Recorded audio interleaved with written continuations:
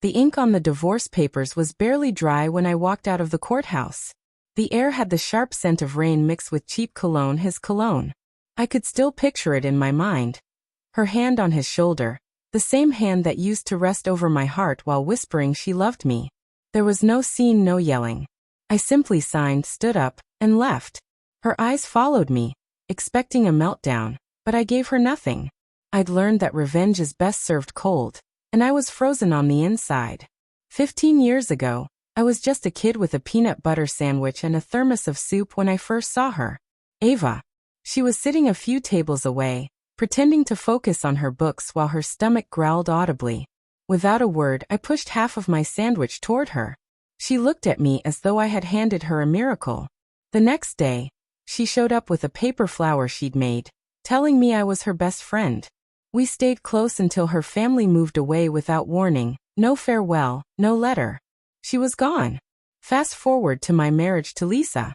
Beautiful, ambitious, and magnetic. She had this way of making you feel like you were the only person in the room.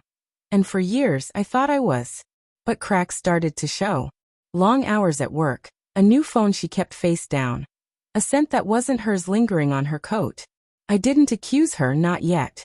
But I started to notice the signs.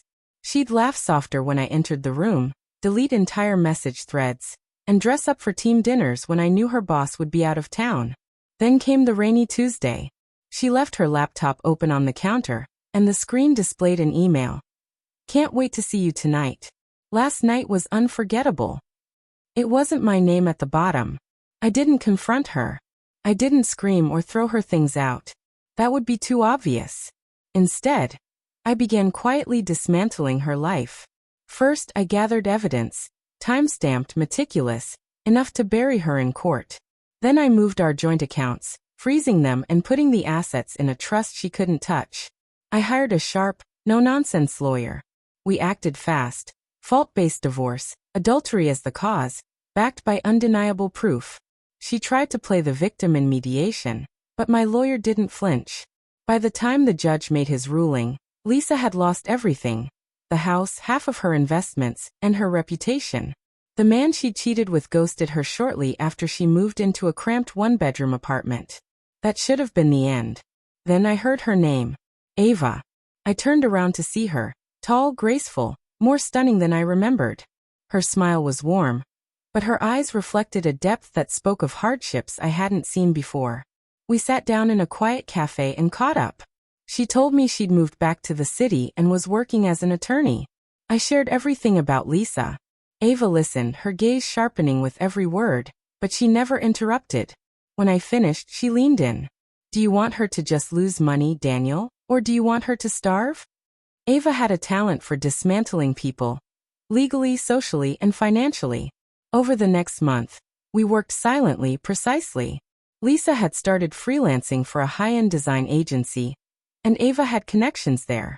A discreet whisper in the right ear about Lisa's questionable business practices, backed by subtle hints from our court records, and suddenly Lisa's contract started drying up.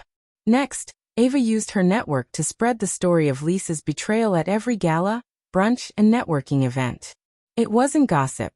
It was a cautionary tale. Invitations for Lisa vanished. But Ava wasn't done.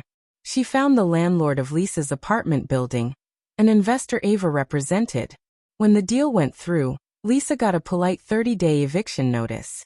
The day I saw Lisa again was at a charity auction Ava invited me to. She was serving drinks, dressed plainly, hair tied back, no jewelry. The sight of her made my stomach churn. But then she saw us, Ava and I, arm in arm. Her eyes flickered with recognition, followed by a flash of fear. She didn't say a word. Neither did I. Ava and I allowed her to serve us, trembling as we watched. That was when I felt it. No anger, no satisfaction, just peace.